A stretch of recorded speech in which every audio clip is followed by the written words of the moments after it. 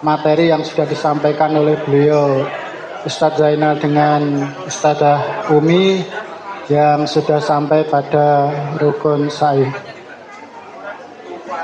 Nanti untuk agenda setelah materi ini kita akan melakukan prakteknya. Selanjutnya waktu saya kembalikan kepada Ustadzah Umi untuk melanjutkan materi terkait dengan rukun umroh. Nanti kita lanjutkan dengan prakteknya yang akan dipandu oleh beliau Ustadz Haji Syaifur Rahman.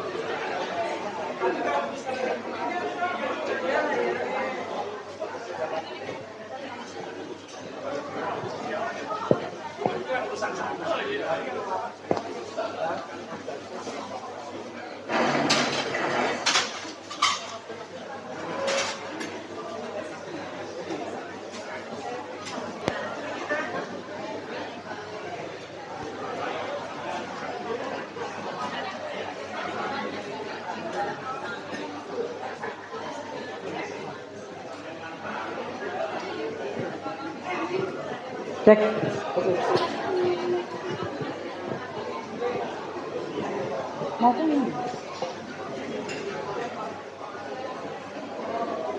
Kita lanjutkan ya. Ngantuk enggak? Alhamdulillah kita lanjutkan ya. Tadi sudah perjalanan kita sampai kepada apa? Tawaf. Jadi rukunnya umroh itu apa? Itosalul, ikhram, tawaf, sa'i, tahallul. Selesai. Kita sudah sampai di sa'i. Perjalanan kita sampai di sa'i. Nanti kalau di sana lihat tulisan mas'a, itu apa? Ya tempat untuk melaksanakan sa'i. Kalau ada tulisan matof, apa tuh ini? Tempat untuk melaksanakan tawaf. Jadi gitu nggih. Untuk apa namanya? Filosofi kita melaksanakan tawaf tadi. Sekarang lanjutnya kita akan melaksanakan sa'i. Sa'i nanti sudah disampaikan tadi kemarin ya teorinya, bahwa sa'i itu adalah perjalanan selama 7 putaran ya. 7 putaran itu kalau tawaf bulat bentuknya, tapi kalau ini 1 drep. Sepanjang berapa? 450 meter. Kalau kali 7 berarti sekitar hampir 3,5 kilo. Makanya mulai sekarang tadi saya sampaikan, Bapak Ibu sekarang mulai latihan jalan. Soalnya apa? Untuk melatih jantung. Nanti di sana terlalu terpolster, nggih-nggih, nanti kalau sakit repot. Ya, jadi mulai sekarang kalau pagi kita berjalan-jalan untuk melatih jantung kita supaya tidak kaget dalam melaksanakan sa'i. Nah, tempat sa'i seperti ini kalau di sana ya, muternya ini tadi tawaf, sa'inya di sini, nanti akan dipraktekkan bagaimana caranya. Ya, next tidak berpanjang lebar. Ini bentuknya di sini sepanjang ini 7 kali. Ya, nanti sudah akan disampaikan Pak Haji dalam praktek. Ya, ini syaratnya dilakukan dari Safa Marwah secara sekilas, dilaksanakan sesudah tawaf karena itu salul tertib. Nggak boleh sa'i dulu mumpung sepi, nanti tawafnya belakangan, nggak boleh, harus urut, tetap tawaf baru sa'i ya. Kemudian dimulai dari Safa, diakhiri dari Marwah sebanyak 7 dengan berjalan atau berkendaraan. Berjalan itu maksudnya apa? Berjalan sebagaimana berjalan kita biasa. Berkendaraan itu apa? Berkendaraan menggunakan kursi roda di tengah, jalan tengah ini ya. Ini nanti akan diterangkan kembali, atau sekarang bisa dilaksanakan naik skuter. Lah kalau mau nyoba ya boleh, enggak apa. 300 real apa ya? Iya enggak apa-apa. Ya kalau mau coba-coba, tapi kalau masih diberikan kekuatan kenapa tidak? Oke. Kemudian sunnahnya apa? Suci dari hadas dan najis. Itu sunnah. Seandainya Bapak batal melaksanakan sa'i, saya menganjurkan untuk berwudu di tepi kiri kanan sa'i. Tapi kalau ibu tidak, karena ibu sedang dalam keadaan berikhram. Nanti mau wudu ngelingkes kayak gini nih, kalau ada orang tahu malah kena dam. Jadi sekali lagi loh Bu ya, berikhram itu bukan sembarangan bukanya pakaian loh Bu. Ibu tidak boleh, walaupun itu sesama wanita. Makanya jangan misalkan nanti di kamar, cepat-cepat sampai di Mekah, terus masuk kamar mandi, kasih udah dibuka di luar kamar mandi. Tidak boleh, keluar kamar mandi sudah harus dalam keadaan rapat. Sekalipun itu di depan wanita. Nggak boleh itu membukanya. Membuka aurat, ya, bukan hanya sekedar di depan laki-laki, depan wanita ya sama. Makanya saya tadi bilang pada waktu sedang haid, kita kalau menanggung ihram bagi wanita itu berat sekali. Karena tidak boleh dibuka, tidur juga harus pakai kerudung. Kayak orang berihram 3 hari di perjalanan Armina itu, nggak boleh itu dibuka-buka. Nah itu yang tidak mengenal kajian kadang-kadang mohon maaf ya. Jadi diantri di kamar mandi itu udah dibuka kerudungnya, kaos kaki udah dilingkes gitu. Di Arafah itu begitu. Itu nggak boleh, kita nggak boleh ya, makanya itu kita harus jaga hati-hati. Kemudian ini ya berurutan 1-7, terus berzikirnya selama melakukan sa'i. Lah di sini Ibu dan Bapak sekalian, saya hanya tidak mengantarkan untuk praktek, saya mengantarkan untuk filosofinya. Ya. Mengapa sa'i? Sa'i ini perjalanan. Kita semua ingat bagaimanakah kisah Hajar dan Nabi Ibrahim. Nabi Ibrahim itu lama tidak dikaruniai anak. Kemudian sampai istrinya mengizinkan, dicarikan istrinya, budaknya dikawini. Akhirnya beliau diberikan oleh Allah seorang anak dari keturunan budaknya. Kemudian Allah perintahkan untuk Siti Hajar ini ditinggalkan di satu tempat yang gersang. Kemudian dibawalah Hajar oleh Nabi Ibrahim dan ditinggalkanlah di tempat itu. Bagaimanakah perasaan seorang Nabi Ibrahim lama tidak dikaruniai anak, dipisahkan dengan buah hatinya. Sekalipun sebagai seorang ayah, tentulah dia akan mengalami satu kegalauan yang luar biasa. Tapi karena itu perintah Allah, maka dijalankanlah. Ditinggalkanlah Siti Hajar di satu tempat yang dimana pada saat itu tidak ada apa-apa yang diharapkan dari kehidupan. Kemudian Nabi Ibrahim pamit, karena disuruh meninggalkan di situ. Pamit Nabi Ibrahim pada istrinya, aku akan meninggalkan engkau dan anakku. Kemudian proteslah seorang istri, meraung-raung, wahai suamiku Ibrahim, tegakah engkau meninggalkan aku di tempat yang seperti ini bersama dengan anakmu? Apa yang dia harapkan dari satu kehidupan itu? Terus dan teruslah Siti Hajar merengek untuk Ibrahim tetap berada di dekatnya. Tapi karena bagaimanapun itu perintah Allah disuruh meninggalkan, maka Nabi Ibrahim pun meninggalkan istrinya. Dan dia pun dipanggil oleh istrinya, wahai suamiku, dia pun tidak akan menoleh. Karena dia tidak akan bisa menahan satu derita yang ia sedang laksanakan. Kemudian apa? Siti Hajar mengatakan, wahai suamiku, kalaupun itu perintah dari Allah, maka laksanakanlah, tinggalkan aku di sini, tidak apa-apa. Allah ada bersama dengan aku. Itulah kebesaran seorang istri. Kalau tidak Siti Hajar mungkin tidak akan sampai sekarang yang kita kenang ini.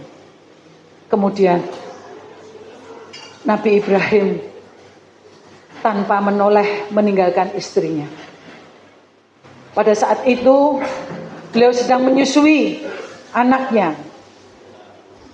Di dalam perjalanan itu hari demi hari, karena tidak ada yang dimakan, tidak ada yang diminum, maka mengeringlah air susu itu. Kemudian apa? Akhirnya lah seorang ibu tidak sanggup untuk melihat anaknya meninggal, maka dia berusaha berlari berlari dan berlari sampai sepertinya di atas bukit Sofa itu ada air. Ternyata apa? Dia tidak menemukan air di sana. Tidak menemukan air di sana. Kemudian dia hanya bisa bertakbir kepada Allah. Makanya doanya Allahu Akbar, Allahu Akbar, Allahu Akbar. Tidak ada apa-apa. Kemudian dia memandang di jauh, di kejauhan ternyata ada satu bukit lagi. Bukit Marwah. Seolah-olah dia melihat ada air di sana. Maka dia berangkatlah menuju ke Marwah. Ternyata di Bukit Marwah, Hajar pun tidak menemui apa-apa. Yang dia lihat di sana ada air. Kemudian dia hanya bisa bertakbir kembali. Allahu Akbar, dan selanjutnya doanya itu. Dia laksanakan itu sampai 7 kali. Itulah yang menjadi keabadian perjalanan sa'i di sini. Apa yang kita petik dari itu? Betapa besar kasih sayang orang tua, terutama wanita, terhadap anaknya. Maka sa'i ini diperlambangkan sebagai bukit kasih sayang. Kemudian sampailah di Marwah, seolah-olah dia hanya mendengarkan satu suara, di mana Allah telah perintahkan malaikat Jibril, wahai Jibril, di situ ada batu yang besar, supaya batu itu dipinggirkan sedikit. Disitulah terpancar air di bawah kakinya Ismail. Sehingga Hajar ini begitu mendengar suara turun mendekati anaknya, yang ia perkirakan anak ini sudah meninggal karena kehausan. Ternyata di situ ada air. Maka secara spontan dia mengatakan, Zam-zam, Zam-zam, Zam-zam. Artinya apa? Kumpul, kumpul, kumpul. Inilah mata air kehidupanku. Tidakkah manusia itu 3/4 dari tubuh kita ini terdiri dari cairan? Ini di sini. Apa hubungannya dengan itu? Betapa besar pengorbanan orang tua kita, terutama wanita. Sampai ditanyakan kepada sahabat, ya Rasul, siapa yang harus aku taati? Rasul mengatakan apa? Ibumu. Siapa lagi ya Rasul? Ibumu. Siapa lagi ya Rasul? Ibumu. Itulah Bapak kalian, kalau mau tahu perjuangan seorang wanita sampai sekarang, karena belas kasihan, sampai di rumah dia pun tidak makan. Wes le, bu emo wes mamdok, wes entekno kowe le, sampai seperti itu. Ini wanita Bapak Ibu. Kadang dia itu kalau rapat, pertemuan apa, enggak dimakan. Dibawa pulang. Hanya dia mendapatkan satu dari anaknya, rasa melihat anaknya bergirang. Ibu jajan ibu. Hanya itu yang dirasakan. Karena di sini. Makanya sa'i ini diperlambangkan. Kepentingan kita tentang duniawi. Karena kehidupan kita di duniawi, ya di sa'i ini. Hajar telah berusaha banyak. Tapi dia tidak mendapatkan apapun dari hasil usahanya itu. Karena ada suara yang Allah perintahkan malaikat Jibril untuk membuka batu sehingga air Zam-zam terpancar ke atas. Itu Allah kembali lagi takdir. Oleh karena itu kita tidak memaksakan sesuatu bagi yang kita merasa baik. Maka minta Allah, minta ya Allah gini nih, memaksa Allah untuk seperti itu. Tidak pada bisa. Kalau kita sudah berusaha, la haula wala quwata illa billah, bertawakallah kepada Allah. Semua hasil Allah yang telah mengatur. Itu yang kita bisa petik. Kemudian dari apa? Inilah yang saya sampaikan. Karena kita melihat besarnya tingkat kecintaan seorang ibu. Pada waktu kita masih kecil, ibu kita sedang makan, kita minta merengek, "Bunda, aku mau beol Bunda." Tidak ada seorang pun wanita yang mengatakan, "Kamu kurang ajar, ibu baru makan." Tak ada seorang wanita pun yang mengatakan itu. Dia akan bimbing anaknya untuk masuk di kamar mandi. Sudah Bunda, dia pun tanpa jijik, dia bersihkan anaknya. Kemudian apa? Dia pun melanjutkan makannya tanpa jijik-jijik. Melanjutkan makannya, menikmati makannya tanpa marah kepada anaknya. Tapi bagaimana kasih sayang kita kepada orang tua kita? Dia membesarkan kita seperti itu. Orang tua ikut kita saja baru ngompol sedikit sudah marah-marah. Ibu tua yo anu ra gelem ngomongan ini. Inilah Bapak Ibu sekalian.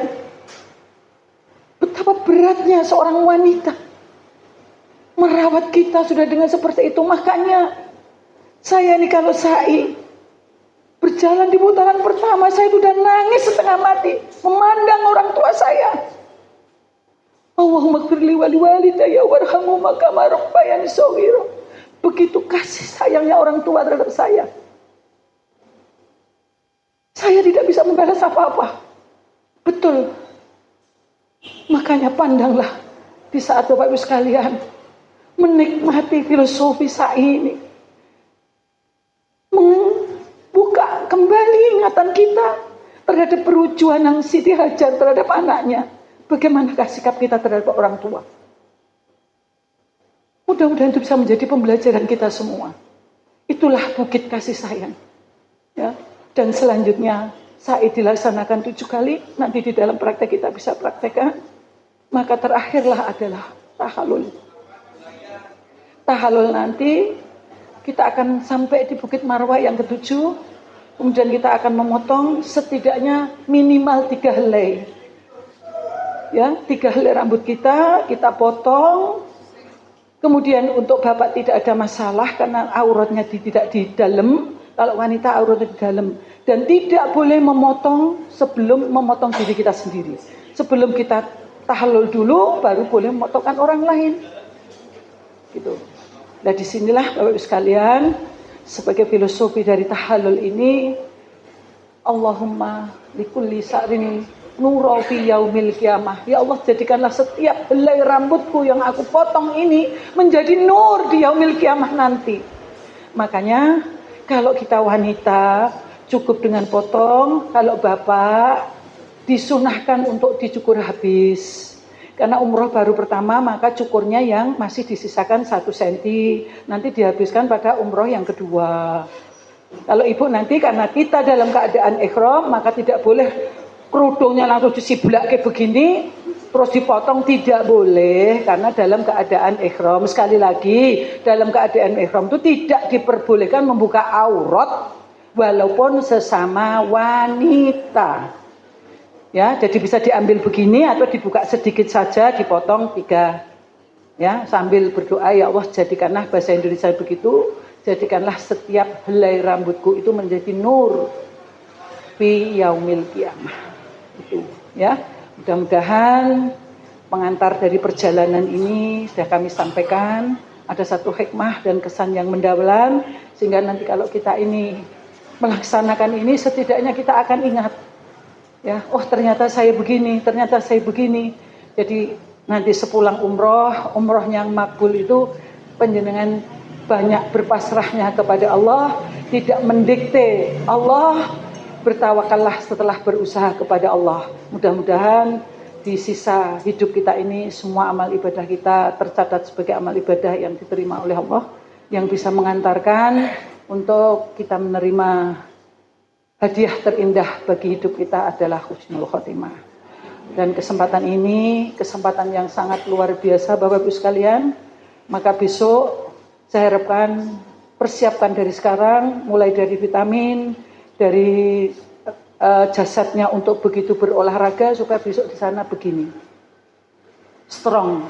Dengan strong itu kita akan bisa ibadah dengan baik. Jadi kondur itu kalau dihitung 20,5 juta, nggak ada apa-apanya dibanding Allah memberikan kelebihan yang luar biasa. Sebagai sesi terakhir, mari kita ikuti manfaat ya. Sedikit saya sampaikan tentang hikmah daripada umroh. Baru sekalian, hikmah umroh yang pertama kali ya, itu adalah sebagai rihlatul muqaddasah, perjalanan yang suci. Saya sangat tidak setuju kalau dikatakan wisata rohani. Karena wisata rohani itu tidak ada satu pengharapan seperti apa yang kita tanam ini. Kita ini bergadai kepada Allah. Nanti kita akan tebus di akhirat dengan pahala yang besar. Ya. Jadi perjalanan suci ini mulai penjenengan keluar dari rumah, bismillahi tawakkaltu ala Allah, la haula wala quwata illa billah, itulah tercatat sebagai kaki kanan yang diayunkan, itu akan mendapatkan derajat, naikkan derajat ketakwaan penjenengan di hadapan Allah. Dan kaki kiri yang terayun akan menghapuskan dosa 1 derajat demi 1 derajat. Kenapa menaikkan ketakwaan kita derajat itu? Karena kalau penjenengan pikirkan 20.500.000 dibelikan sepeda motor untuk motor siji tur anyar. Tapi itu ditutup semua karena penjenengan ingin mencari sesuatu yang akan dituai di akhirat kelak dengan menjadi tamunya Allah. Itu berarti sudah bisa mengalahkan kebutuhan kita, kebutuhan dunia. Saya beratkan demi Allah untuk memenuhi panggilannya. Itulah menaikkan derajat ketakwaan kita di hadapan Allah. Kaki kiri yang kita ayunkan 1 derajat demi 1 derajat menjadi penggugur dosa-dosa kita. Oleh karena itu, orang yang pulang umroh itu insya Allah wadzamban maghfuro, dosa-dosanya diampuni. Karena apa? Karena penjenengan memenuhi menjadi dzuyufur rahman. Allah mengatakan dalam satu hadis disampaikan bahwasanya barang siapa menjadi tamuku, bila ia meminta akan aku beri. Dia meminta ampun akan aku ampuni. Allah mengatakan seperti itu.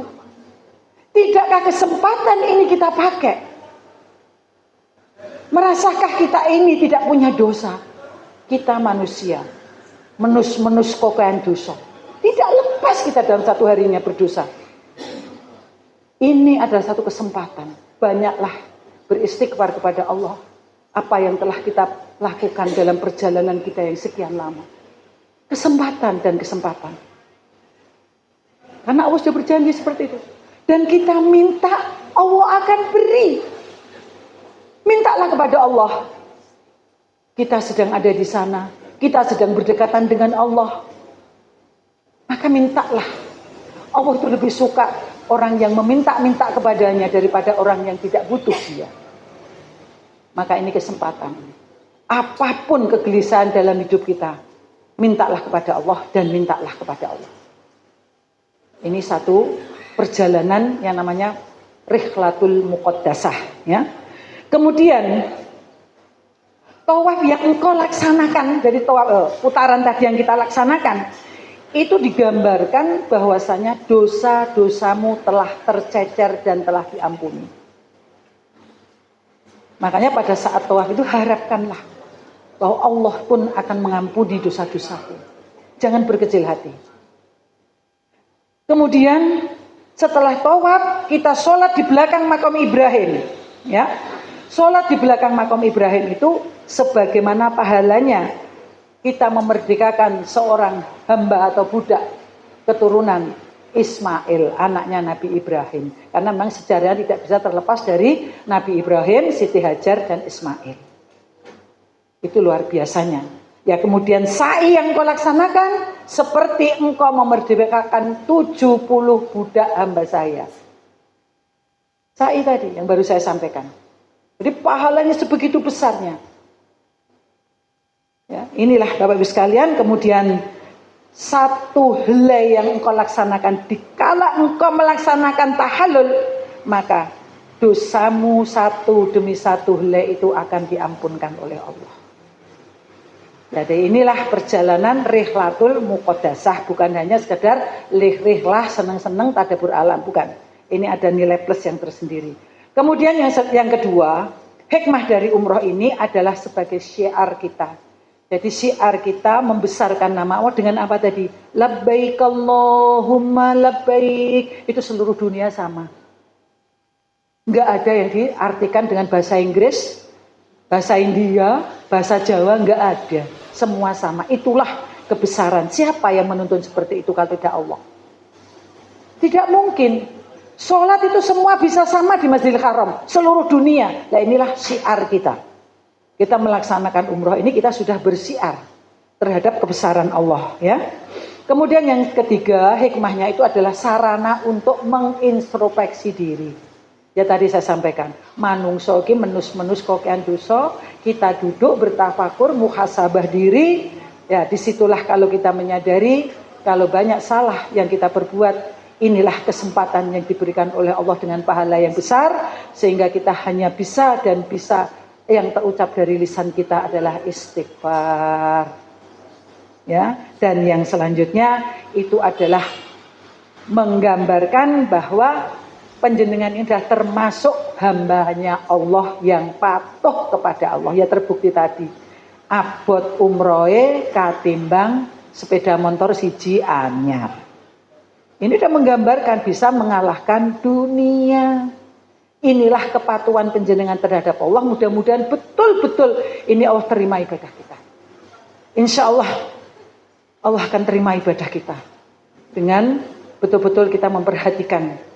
Ya, kemudian yang terakhir sebagai tamunya Allah itu tadi, apapun yang engkau minta Allah akan beri, apapun dosamu sebesar apapun Allah akan ampunkan. Oleh karena itu, Bapak Ibu sekalian, 5 dari hikmah umroh yang kami sampaikan secara maraton ini mudah-mudahan bisa menjadi pembelajaran kita semua. Mari kita ikhlaskan, kita niatkan bersama-sama keberangkatan kata kali ini adalah semata-mata hanya untuk mencari ridho Allah. Amin. Dan mudah-mudahan nanti kondur kita dapat mendapatkan hadiah umroh makbulah dan insya Allah bisa menjadi pembelajaran kita dalam akhir sisa hidup kita ini. Mudah-mudahan Allah memudahkan semua urusan panjenengan dan insya Allah kita bersama-sama Allah panggil kembali. Kalaupun tidak itu sebagai panggilan yang terakhir, mudah-mudahan ini bisa menjadi pemberat amal ibadah kita. Allahumma amin. Demikian, kalau ada kurangnya saya mohon dimaafkan dalam mengantarkan penerangan tentang perjalanan umroh. Mudah-mudahan ada satu hikmahnya. Kalau ada kurangnya mohon dimaafkan ya Bapak Ibu sekalian. Kalau ada kurangnya subosito saya juga mohon dimaafkan. Ya, teriring zawadakallahu taqwa wa ghafara dzambaka wa yassara laka khairu haitsu ma kunta. Mudah-mudahan Allah membekali panjenengan tindak ini dengan bekal takwa. Allah memberikan ampunan setelah panjenengan kondur dari umroh, dosa-dosa terhapus seperti bayi yang baru terlahir dari rahim seorang ibu. Ya, dan kemudian mudah-mudahan wayasarolaka ini mudah-mudahan panjenengan dimudahkan dari pemberangkatan sampai kepulangan. Insya Allah mendapatkan umroh yang makbulah. Allahumma amin. Billahi taufiq wal hidayah. Assalamualaikum warahmatullahi wabarakatuh.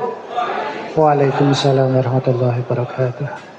Kami haturkan banyak terima kasih pada Ustadz Umihani yang sudah menyampaikan manasik umroh sesi kedua di kesempatan umroh yang kedua. Nanti untuk pendalamannya nanti insya Allah kita sampaikan di Madinah insyaallah. Baik Bapak Ibu sekalian yang dimuliakan Allah, kita akan melakukan praktek untuk agenda terakhir kita. Jadi untuk agenda terakhir ini nanti akan disampaikan oleh beliau Ustadz Haji Saikhur Rahman. Pada beliau Ustadz Haji Saikhur Rahman kami persilahkan.